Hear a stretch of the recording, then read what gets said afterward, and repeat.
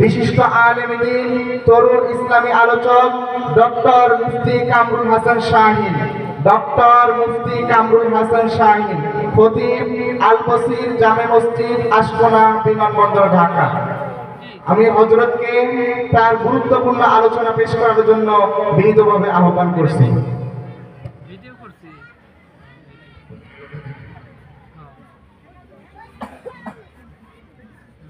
আসসালামু আলাইকুম ওয়া রাহমাতুল্লাহি ওয়া বারাকাতুহু।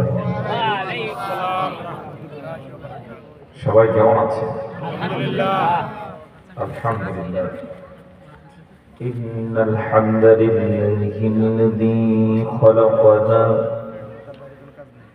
ওয়া রাযাকানা ওয়া খালাকা লানা মা ফিল আরদি জামিআ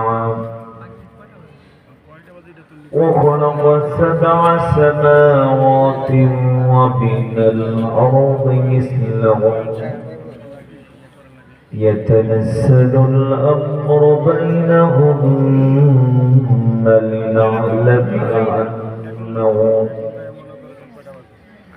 لنعلم أنه على كل شيء قدير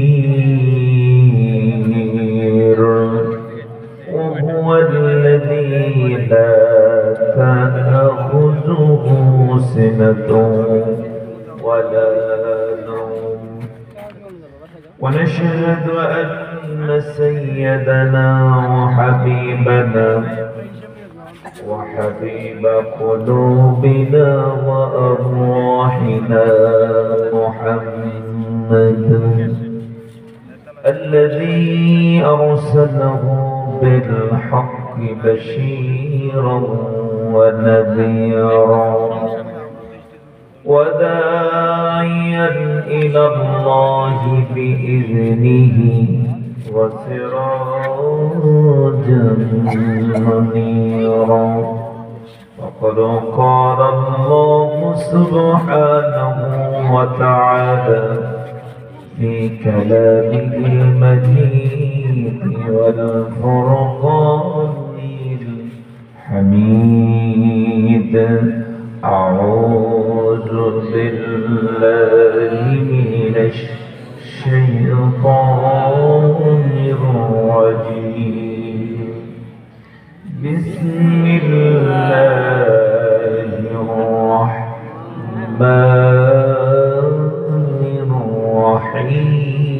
الرحيم إن الله يأمركم أن تؤدوا الأمانات إلى أهلها وإذا حكمتم بين الناس أن تحكموا بالعدل إن الله نعم ما يعظكم به إن الله كان سميعا بصيرا. الله أكبر. وقال تعالى إن الله وملائكته يصلون على النبي يا أيها الذين آمنوا صلوا عليه وسلموا تسليما. اللهم صل على محمد كما صليت على إبراهيم وعلى آل إبراهيم إنك حميد مجيد. شغل قرآن اللهم بارك على محمد كما باركت على إبراهيم وعلى آل إبراهيم إنك حميد مجيد. সকল প্রশংসার মালিককে, আমাদের হায়াতের মালিককে, মৃত্যুদাতাকে, ইজ্জতদাতাকে। বেশি বাড়াবাড়ি করলে, জুলুম করলে মানুষের উপরে দেশ ছাড়া করেন কে?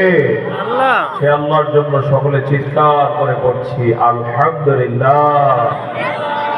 ربنا لك الحمد ربنا لك الحمد حمدا كثيرا كثيرا طيبا مباركا فيه سبحان الله سبحان الله وبحمده بحمده سبحان الله العظيم। আলহামদুলিল্লাহ। ঐতিহ্যবাহী দ্বীনি শিক্ষা প্রতিষ্ঠান সাভারের সিরাজ মনিরা মডেল মাদ্রাসা, এই মাদ্রাসার উদ্যোগে আয়োজিত বহুকাঙ্ক্ষিত পবিত্র তাফসীরুল কোরআন মাহফিলের দেখতে দেখতে আমরা দ্বিতীয় অধিবেশনের সূচনা উপনীত হয়েছি। মোবারক অধিবেশনের উপস্থিত সুযোগ্য সম্মানিত সভাপতি, আশুলিয়া দক্ষিণপাড়া জামে মসজিদের সম্মানিত সভাপতি আলহাজ মোহাম্মদ আহসানুল্লাহ মাস্টার সাহেব, মাদ্রাসার সুযোগ্য সম্মানিত মুহতামিম বন্ধুবর মুফতি মাওলানা রাকিবুল ইসলাম শামীম সাহেব খতিব আশুলিয়া দক্ষিণপাড়া জামে মসজিদ সহকারে মঞ্চ উপবিষ্ট আমন্ত্রিত সম্মানিত অতিথিবৃন্দ, আমার সামনে উপবিষ্ট এই মাহফিলের মূল আকর্ষণ আশুলিয়া এর আশপাশ থেকে আগত দিন প্রিয়, ইসলাম প্রিয়, সচেতন সম্মানিত মুরব্বী সমাজ, কলিজার টুকরা যুবক ভাইয়েরা, ছোট ছোট শিশু, কিশোর, তারুণ্যের উচ্ছ্বাস, ছাত্র বন্ধুরা, পর্দার অন্তরালের সম্মানিতা মা এবং বোনেরা, সাংবাদিক বৃন্দ, স্বেচ্ছাসেবক বৃন্দ, বিভিন্ন পর্যায়ের দায়িত্বশীল বৃন্দ, সকলকে আমি আমার অন্তরের অন্তঃস্থল থেকে শ্রদ্ধার সাথে অভিনন্দন জানাচ্ছি যে আপনারা এই মোবারক আয়োজনে সামিল হয়েছে। এই মোবারক আয়োজনে আসার কারণে লাভ না লস? আমরা এই ময়দানে আসার কারণে লাভ হলো না লস হলো? এই ময়দানে আসার কারণে আল্লাহ সুবহানাহু ওয়া তাআলা আমাদের প্রত্যেককে একটা করে কবুল হজ আর উমরার সওয়াব দিয়ে দিয়েছে। কেন? হাদিসে এসেছে, নবী করিম সাল্লাল্লাহু আলাইহি ওয়াসাল্লাম বলেছেন, কোন লোক যদি দ্বীনি কোন মজলিসে এই নিয়তে আসেন যে আমরা কিছু শুনবো অথবা শোনাবো, তালিম আর তাআল্লুম এর সাথে সম্পৃক্ত হবো, হয় কিছু জানাবো অথবা জানবো, এই নিয়ত করে যারা এই জাতীয় মজলিসে আসেন প্রত্যেককে আল্লাহ তাআলা একটা করে কবুল হজ আর উমরার সওয়াব দিয়ে দেন। সুবহানাল্লাহ। সেই হিসেবে সবাই আমরা এই সুযোগটা পেয়ে গেলাম, আলহামদুলিল্লাহ বলবো না? হৃদয়ের গহীন থেকে প্রাণ উজাড় করে উচ্ছ্বাস প্রকাশ করছি, আল্লাহর জন্য কৃতজ্ঞ হচ্ছি, কৃতজ্ঞতা আদায় করছি, সকলে মিলে পড়ছি আলহামদুলিল্লাহ। সম্মানিত সাভারবাসী, আমি আপনাদের খেদমতে মহাগ্রন্থ আল কোরআনুল কারীমের 4 নম্বর সূরা সূরাতুন নিসা থেকে একটি আয়াত তেলাওয়াত করেছি। আল্লাহ তাআলা যদি তৌফিক দেয়, তেলাওয়াতকৃত আয়াতকে কেন্দ্র করে কিছু কথা বলতে চাই। সকলে বলে নেই ইনশাআল্লাহ। কিছু ভাইরা দাঁড়ানো রয়েছেন, হয়তো প্রচন্ড ঠান্ডার কারণে সাহস করতেছেন না বসবেন কি বসবেন না, তবে বিনয়ের সাথে বলবো এই মজলিসে বসলে লাভ ছাড়া লস নাই, কি বলে? পাশাপাশি এই মাইকের আওয়াজ যত দূর যাচ্ছে, কেউ যদি এমন থেকে থাকে যে এখনো মাহফিলকে উদ্দেশ্য করে রওনা দেন নাই, বিনয়ের সাথে বলবো দ্রুত চলে আসুন, লাভ না লস? ইনশাআল্লাহ একদিন খুশি হবেন, সম্মানিত হবেন। আল্লাহ তাআলা তৌফিক দান করুন। সকলে বলে আল্লাহুম্মা আমিন। আমিন। আমরা যে আয়াতকে কেন্দ্র করে কথা বলতে চাই, আল্লাহ তাআলার কাছে তৌফিক কামনা করছি তিনি যেন কিছু কথা বলতে দেন। সকলে বলি আবারও আল্লাহুম্মা আমিন। আমার সাথে একটু দোয়া করুন, রব্বিশ রাহলি صدري صدري رب اشرح لي صدري رب اشرح لي صدري ويسر لي أمري ويسر لي عمري واحلل واحلل عقدة من عقدة من لساني لساني يفقه قولي। يفقهوا قولي। আমরা মূল আলোচনায় যাব, তার আগে একটু ভূমিকা কথা বলে নেই। কোরআনুল কারীমের একটা ব্যতিক্রমী সূরা হচ্ছে সূরাতুন নিসা, অর্থ হচ্ছে সূরা মহিলাগণ। নিসা শব্দের অর্থ কি? মহিলা। মহিলাগণ। আল্লাহ তাআলা মহিলাদেরকে অগ্রাধিকার দিয়েছেন নাকি সমান অধিকার দিয়েছেন বলতে পারেন? হ্যাঁ, অগ্রাধিকার দিয়েছে। এই সূরা তার চমৎকার উদাহরণ। জবান ছেড়ে বলুন সুবহানাল্লাহ। কোরআনে এর অল্টারনেট কোনো সূরা নেই, অর্থাৎ সূরাতুন নিসা আছে, এজন্য দরকার ছিল যদি সমান অধিকার হতো তাহলে সূরাতুর রিজাল, অর্থাৎ অর্থ দ্বারা তো পুরুষগণ সূরা, কিন্তু এমন কোন সূরা কোরআনে আছে কি? আল্লাহ তাআলা ব্যবস্থা কেন করেছেন? অনেক তার জবাব আছে। এর মধ্য থেকে একটা জবাব হলো, আইয়ামে জাহিলিয়াত যখন চলমান ছিল, নবীজি যেই যুগে আগমন করেছেন, মহিলাদেরকে পরিবার, সমাজ, রাষ্ট্রে কোনো ধরনের মূল্যায়ন করা হতো না, মর্যাদা দেওয়া হতো না, ইজ্জত দেওয়া হতো না। আল্লাহ তাআলা রাজাদিরাজ তিনি এই নারী সমাজকে শুধু সম্মানিতই করেন নাই, তারা যে সমাজে সবচেয়ে অধিকার প্রাপ্ত, অগ্রাধিকার প্রাপ্ত, তার প্রমাণ স্বরূপই একটা সূরা দিয়ে দিলেন। সূরার নাম হলো সূরাতুন নিসা। ওই যে কিছু নারীবাদী আমাদের দেশে এখনো আছে, মহিলাদের সমান অধিকার আছে। কি সমান অধিকার? পুরুষ যদি 8 ঘন্টা কাজ করতে পারে, মহিলা কয় ঘন্টা করা লাগবে? 8 ঘন্টা। পুরুষ রাস্তায় চলাচলের সময় গাড়িতে ঠেলাঠেলি করে উঠবে, মহিলা উঠবে, এ হচ্ছে সমান অধিকার। আসলে এরকম যারা সমান অধিকার চায়, বলুন তো তারা জ্ঞানী না মূর্খ? আসতে বলেন জ্ঞানী না মূর্খ? ইসলাম তাদেরকে সমান অধিকার দিয়েছে না অগ্রাধিকার দিয়েছে? জোরে জোরে বলুন না সুবহানাল্লাহ। সুবহানাল্লাহ। এর চমৎকার উদাহরণ হচ্ছে সূরাতুন নিসা। এই সূরার মধ্যে আল্লাহ সুবহানাহু ওয়া তাআলা একটা পরিবার, একটা সমাজ, একটা রাষ্ট্রকে গঠনের মূলনীতিগুলো বলে দিয়েছেন। আল্লাহু আকবার বলুন।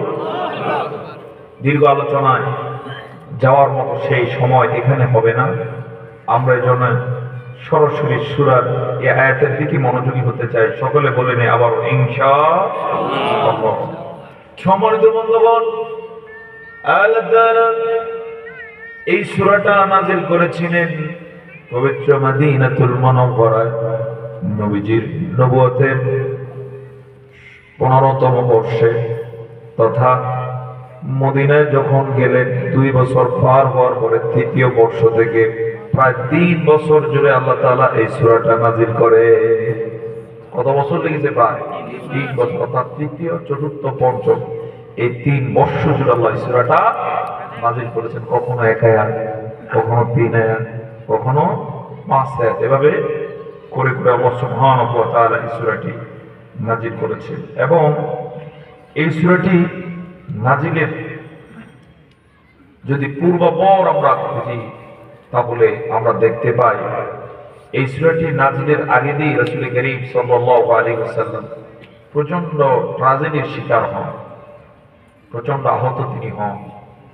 এমন আহত তিনি হয়েছেন যেটা ইতিহাস খ্যাত, যে আহতের নিউজ আজও যদি কেউ উচ্চারণ করে আমরা চোখের পানি ধরে রাখতে পারি না।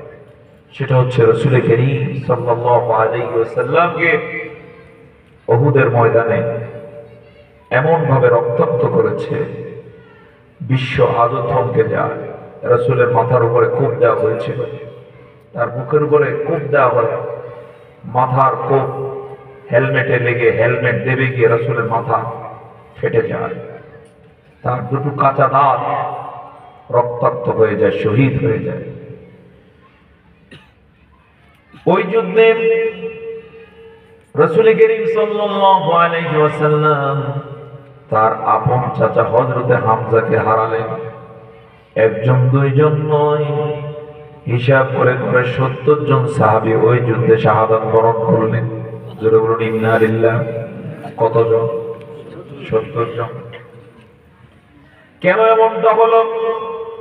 যদি প্রশ্ন করা হয়, জবাব হলো রাসূল করিম সাল্লাল্লাহু আলাইহি ওয়াসাল্লামের একটা মাত্র আদেশ বুঝতে একটু গরমিল হয়েছে। রাসূল আদেশ করেছিলেন যুদ্ধের সূচনায় জাবালুর রুমাতের উপরে 50 জন তীরন্দাজ সাহাবীকে দাঁড় করে নবীজি বলছিলেন, তোমরা এই পাহাড় কখনো ছাড়বে না, যুদ্ধের জয় পরাজয় যাই হোক না কেন, পরবর্তী নির্দেশ না দেওয়া পর্যন্ত, আমার নির্দেশ না পাওয়া পর্যন্ত এখান থেকে লড়বে না, সরবে না। নবীজি এমনও বলেছিলেন, যদি তোমরা দেখতে পাও আমরা আহত হয়েছি, আমাদেরকে আক্রমণ করা হয়েছে, শহীদ করে দেওয়া হয়েছে, আমাদের লাশগুলো থেকে পাখি ঠোকরে ঠোকরে মাংস খাচ্ছে, এমন দৃশ্য হলেও পরে তোমরা এই পাহাড় ছাড়বে না। যুদ্ধ শুরু হয়ে গেল। 700 জন 3000 কাফেরের মোকাবেলায় বিরাট বিজয় লাভ করলেন। জবান ছেড়ে বলুন আল্লাহু আকবার। আল্লাহু আকবার। বিজয়ের পরপরই সব সাহাবায়ে কেরাম গনিমতের মাল কুড়ানোর জন্য নেমে গেলেন। ওই যে তীরন্দাজ 50 জন সাহাবী, কোন বর্ণনায় এসেছে 40 জন, তারা চিন্তা করলেন এখন তো বিজয় লাভ করেছি, নামা যেতে পারে। সেখানকার প্রধান যিনি ছিলেন তিনি বললেন, না, নবীজির নির্দেশ না পাওয়া ছাড়া নামা যাবে না, পাহাড় ছাড়া যাবে না। কে শুনে কার কথা? নবীজির নির্দেশের পরবর্তী অপেক্ষা না করে নেমে গেলেন। এই দিক দিয়ে সুচতুর খালিদ তখন ইসলাম গ্রহণ করেন নাই, আবু সুফিয়ান ইসলাম গ্রহণ করেন নাই। ময়দান ছাড়া হওয়ার পরে চিন্তা করলো, মক্কায় যদি পরাজিত হয়ে ফিরে যায় কি জবাব দেব, কোনো কৌশল করা যায় কিনা। এই কৌশলের অংশ বিশেষে তারা পাল্টা আক্রমণের পরিকল্পনা নেয়।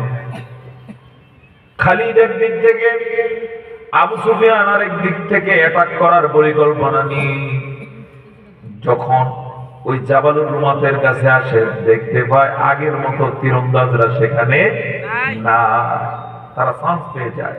এই চান্সে যে অল্প কয়জন ছিল তাদের উপর উপর্য করে আঘাত করে ময়দানের মধ্যে দুই দিক থেকে অ্যাটাক করে বসে।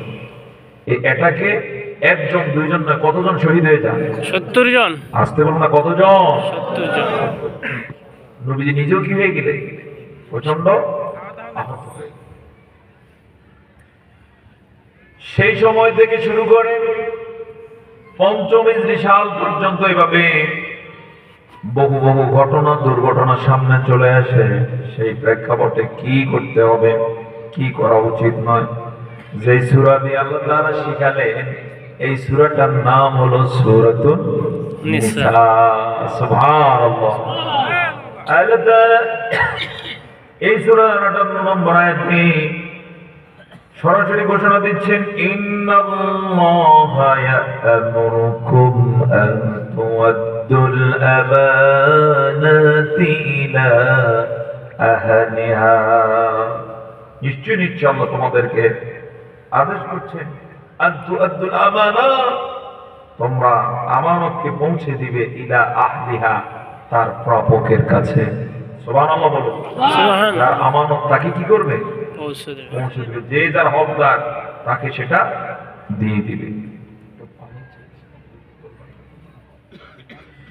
এর মধ্যে আরো বলেন, وَإِذَا حَكَمْتُمْ بَيْنَ النَّاسِ أَوْ تَحْكُمُوا بِالْعَدْلِ, যখন তোমরা মানুষের মাঝে বিচার ফয়সালা করবে, তোমরা সেখানে ন্যায় বিচার করবে। কার কথা? আল্লাহর। আসতে পারবে না, কার কথা? আল্লাহর কথা। কি বিচার করবে? কি বিচার? ন্যায় বিচার করবে।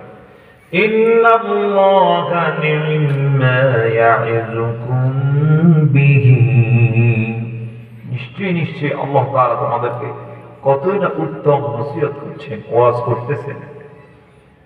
ইন্নাল্লাহা কানা সামিআন বাসীরা, নিশ্চয় নিশ্চয় আল্লাহ তাআলা সর্বশ্রোতা এবং সর্বদ্রষ্টা। এই হচ্ছে তেলাওয়াতের আয়াতটির অর্থ। এর সাথে সম্পর্ক আয়াত হচ্ছে পরেরটি 59 নম্বর আয়াতে আল্লাহ বলেন ইয়া আইয়ুহাল্লাযীনা আমানু আতিউল্লাহা ওয়া আতিউর রাসূল ওয়া উলিল আমরি মিনকুম। হে যারা ঈমান এনেছো তোমরা আল্লাহ এবং তার রাসূলের আনুগত্য করবা। কার কথা? ওই যে একটু গ্যাপ হয়ে গেছে, আল্লাহ তাআলা দেখেন নাকি দেখেন না? চূড়ান্ত নির্দেশ দিয়ে দিলেন এখন থেকে আল্লাহ এবং তার রাসূল যা আদেশ করবেন মাথা পেতে মেনে নিবা। এদিক সেদিক করা যাবে না, হেরফের করা যাবে না। হেরফের করলে লাভ নাকি লস? হেরফের করলে সাজা নাকি পুরস্কার? কথা বলে সাজা না পুরস্কার? এরপরে তিনি বলেন ওয়া উলিল আমরি মিনকুম, তোমাদের উলুল আমর যারা আছেন, নেতা যারা আছেন, তাদেরও আনুগত্য তোমরা করবা। তবে ব্যাখ্যা দিয়ে নেই, সেই নেতা হতে হবে আল্লাহ এবং তার রাসূল যা বলেছেন তার অনুসারী। যদি এমনটা হন তাহলে তারও কি করতে হবে? আনুগত্য করতে হবে, তার ইতাআত করতে হবে। فَإِن تَنَازَعْتُمْ فِي شَيْءٍ فَرُدُّوهُ إِلَى اللَّهِ। যদি এই ক্ষেত্রে বিরোধ দেখা দেয়, নেতার সাথে যদি কোনো বিষয়ে বিরোধ দেখা দেয়, এরকম বিরোধ আমাদের দেশে মাঝে মাঝে আছে না নাই? নেতার সাথে মনে না আছে না নাই? এরকম বিরোধ যদি দেখা দেয় ফারুদ্দুহু ইলাল্লাহি ওয়ার রাসূল, তখন তোমরা সেটাকে রিটার্ন করবা, সেটাকে মুখোমুখি করে দেবা আল্লাহ এবং তার রাসূলের। অর্থাৎ আল্লাহ এবং তার রাসূল যা বলেছেন সেটাই চূড়ান্ত। সুবহানাল্লাহ। ইন কুনতুম তুমিনুনা বিল্লাহি ওয়াল ইয়াউমিল আখির। আল্লাহ তাআলা এই ক্ষেত্রে গোড়ায় হাত দিয়ে দিচ্ছেন।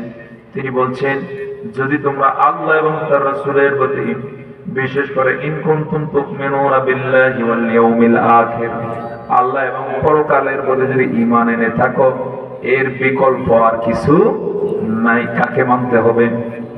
আল্লাহ এবং রাসূলকে। সকলে বলুন কাকে মানতে হবে? আল্লাহ এবং তার রাসূলকে মানতে হবে। যালিকা খায়র, এটাই হলো সর্বোত্তম। আহসানু তা'বীলা, এবং সর্বোৎকৃষ্ট ব্যাখ্যা হচ্ছে এটাই। জোরে জোরে বলুন সুবহানাল্লাহ। এবার একটু একটু করে এখান থেকে কিছু কথা বলে যাই। সুপ্রিয় ভাই সব, এক নম্বরে আল্লাহ তাআলা যে আমানত রেখেছেন, আমানত পৌঁছে দিতে হবে যে তার প্রাপক তার কাছে। আমি একটা প্রশ্ন করবো ছোট্ট করে, আমাদেরকে আল্লাহ তাআলা যে জীবন দিলেন এটা কার দেয়া আমানত? এত আস্তে, জীবনটা কার দেয়া আমানত? এই যে জবান খুলে বলতেছেন আল্লাহ, এই জবানটা কার দেয়া আমানত? এভাবে আমাদের যা আছে সব কার দেয়া। সুতরাং এগুলো কাকে আবার রিটার্ন করতে হবে? বিশ্বাস হয় কিনা? কাকে রিটার্ন করতে হবে? এই বিষয়ে আল্লাহ তাআলা কোরআনুল কারীমে অনেক বক্তব্য দিয়েছেন। সূরা তাওবার 111 নম্বর আয়াতে আল্লাহ তাআলা বলেন ইন্নাল্লাহা আশতারা মিনাল মুমিনিনা আনফুসাহুম ওয়া আমওয়ালাহুম বিআন্না লাহুমুল জান্নাহ ইউকাতিলুনা في سبيل الله فيقتلون ويقتلون الله أكبر। আল্লাহ তাআলা ইন্নাল্লাহা আশতারা কিনে নিয়েছেন মিনাল মুমিনিনা, ঈমানদারদের থেকে, আনফুসাহুম ওয়া আমওয়ালাহুম তাদের জান এবং মাল, বিআন্না লাহুমুল জান্নাহ বিনিময়ে তিনি রেখে দিয়েছেন জান্নাত। আমাদের যে প্রাণ রয়েছে, জীবন রয়েছে, এই জীবন আমাদের নয়, কার দেয়া নিয়ামত? আসতে বলবে না, কার দেয়া নিয়ামত? মরণ কে দেন? রিজিক কে দেন? সম্মান কে দেন? বেইজ্জত কে করেন? আল্লাহ তাআলা বলছেন তিনি ঈমানদারদের থেকে তাদের জান আর মাল কিনে নিয়েছে। অর্থাৎ এই জান কিনে দিয়েছেন, আবার কি করতেছেন? কিনে নেয়ার ঘোষণা দিয়েছেন। খালি খালি নেবেন না, শুধু যেহেতু তিনি দিয়েছেন নিয়ে যাবেন না, বরং মানুষের প্রতি তার এত সম্মান বোধ তিনি দেখিয়েছেন, মানুষকে এত সম্মানিত করেছেন, মানুষকে উদ্দেশ্য করে তিনি বলছেন বিনিময়ে আমি তোমাদের জন্য জান্নাত রেখে দিয়েছি। ইন্নাল্লাহা আশতারা মিনাল মুমিনিনা আনফুসাহুম ওয়া আমওয়ালাহুম বিআন্না লাহুমুল জান্নাহ। সুবহানাল্লাহ বলুন। উদাহরণটা এমন দিতে চাই, আপনাদের কেউ সাভার এলাকায় হয়তো 5 কাঠা জমি কিনলো, জমি কেনার জন্য সিস্টেম আছে না নাই? মালিককে কি দিতে হয়? হ্যাঁ, অবশ্যই টাকা দিতে হয়। টাকা দিলে কি জমিন হয়ে যায় নাকি? কি আছে? হ্যাঁ, রেজিস্ট্রি করলেই ভোগ করা যাবে না, মিউটেশন আছে না নাই? আরো কত শত প্রক্রিয়া আল্লাহ তাআলা আমাদের সবার জন্য জান্নাত রেখে দিয়েছেন, কিন্তু পাওয়ার সিস্টেম আছে না নাই? সেই 1 নম্বরের সিস্টেম হলো জান আর মাল আল্লাহর জন্য দিয়ে দিতে হবে। সে আল্লাহর জন্য জান আর মাল দিতে রাজি আছে কিনা? কারা কারা আছেন? আব্দুল্লাহকে দেখেন। বিল্লাহি তাকবীর। তবে কি সিস্টেমে দিতে হবে? আল্লাহ তাআলা নিজেই বলছেন, ব্যাখ্যা ছাড়া, প্রশ্ন ছাড়া তিনি জবাব দিয়ে দিচ্ছেন, বিআন্না লাহুমুল জান্নাহ ইউকাতিলুনা ফি সাবিলিল্লাহি ফায়াকতুলুনা ওয়া ইউকতালুন। আল্লাহু আকবার। সিস্টেম হবে, তারা আল্লাহর পথে লড়াই করবে। জোরে বলুন সুবহানাল্লাহ। যারা জান্নাত পেতে চায় কার পথে লড়াই করবে? আল্লাহর পথে লড়াই করবে। লড়াই করতে গিয়ে ইউকাতিলুনা ফি সাবিলিল্লাহ ফায়াকতুলুন, কখনো কখনো তারা আল্লাহর দুশমনদেরকে মারবে। কার কথা? কথা শুনে ভয় লাগতেছে নাকি? কার কথা? আল্লাহর কথা। মারবে তারা। ইউকাতিলুনা ফি সাবিলিল্লাহ ফায়াকতুলুনা ওয়া ইউকতালুন, আর কখনো কখনো হয়তো শহীদ হয়ে যাবে। সুবহানাল্লাহ বলতে পারলাম না? আল্লাহর পথে লড়াই করলে শাহাদাতের ঘটনা আছে না নাই? ইতিহাস সাক্ষী বদরের শাহাদাতের ঘটনা, উহুদের কথা একটু আগেই বললাম। এছাড়া যত যুদ্ধ হয়েছে প্রায় প্রায় যুদ্ধে শাহাদাতের ঘটনা আছে না না? কেউ যদি শহীদ হয়ে যায় এটা সম্মানের না অপমানের?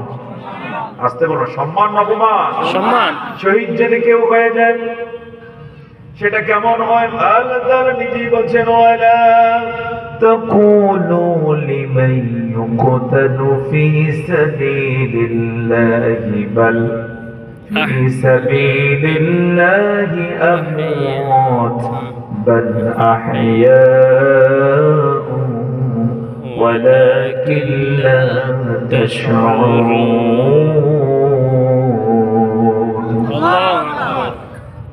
আমার পথে যারা জীবন দেয়, ওয়ালা তাকুলু লিমান ইউকতালু ফি সাবিলিল্লাহি আমওয়াত, তোমরা তাদেরকে মৃত বলো না।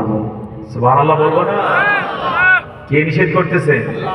অর্থাৎ তারা যেন আল্লাহর বড় আদরে, তারা আল্লাহর কাছে বড় প্রিয় পাত্র। আমার পথে যারা জীবন দেয় তোমরা তাদেরকে মৃত বলো না, বাল আহইয়া, বরং তারা জীবিত। ওয়ালাকিন লা তাশউরুন, কিন্তু তোমরা তা অনুধাবন করো না, বোঝো না।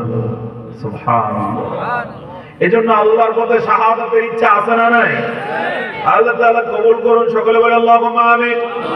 এই শাহাদাত, এই জীবন, এই বাস্তবতা বোঝার জন্য ইসলামী শিক্ষার কোনো বিকল্প না। এজন্য আপনারা খুঁজলে দেখবেন কোন মালু কখনো ইসলামের জন্য জীবন দেয় না। মালু বলতে বুঝছেন তো? অমুসলিম কখনো ইসলামের জন্য কি দিবে না? জীবন দিবে না। যেই ছেলে ঠিক মতো নামাজ পড়ে না, ইসলামের জন্য কখনো কি দিবে না? জীবন দিবে না। জীবন দিবে কোত্থেকে? সে ইসলামই তো বোঝে না। এজন্য আমি বেশি দূরে যেতে চাই না।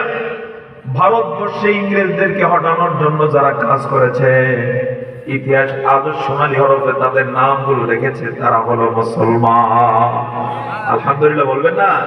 তারা মুসলমানদের মধ্যে থেকে কারা? আলেম ওলামারা। সুবহানাল্লাহ। এই আলেম ওলামাদের রক্তের শিল্পে আল্লাহ তাআলা 2টা পাকিস্তান তথা পূর্ব পশ্চিম পাকিস্তানকে বিজয় দান করেন। কত সালে? 47। 1947 সালে। কত সালে? 47। মুসলমানরা যখন স্বাধীনতা লাভ করলো তখন হিন্দুরাও চিন্তা করলো কি রে, আমরা তো পারলাম না। পরে মুসলমানদের থেকে ফর্মুলা নিয়ে তারাও স্বাধীনতা চায়। এরপরে মুসলমানদের 1 বছর পরে ভারতকে স্বাধীনতা দেওয়া হবে। তাহলে ব্রিটিশদের থেকে স্বাধীনতার দিক থেকে মুসলমানরা ছোট ভাই না বড় ভাই? কাদের? ভারতের। কয় বছরের বড় ভাই? 1 বছরের। কিন্তু কিছু দুষ্ট রাজনৈতিক নেতার কারণে আমাদেরকে এই নিউজগুলো বুঝতে দেওয়া হয় না। কথা বলো ঠিক না? আমরা ভারতের ছোট ভাই না বড় ভাই? আসতে বলো না, ছোট না বড়? কয় বছরের বড়? 1 বছরের বড়। কিন্তু এর চেয়ে বড় বিষয় হচ্ছে স্বাধীনতার জন্য প্রথম শহীদ থেকে শুরু করে সবচেয়ে বেশি রক্ত মুসলমানরাই দিয়েছে। এ রক্ত কেন দিল? জবাব হলো মুসলমানরা জানে আল্লাহর জন্য, আল্লাহর দ্বীনের জন্য রক্ত দিলে, জীবন দিলে লস না। বরং তিনি বলেছেন বাল আহয়া, তারা জীবিত, ওয়ালাকিন লা। সেই ধারাবাহিকতা আমরা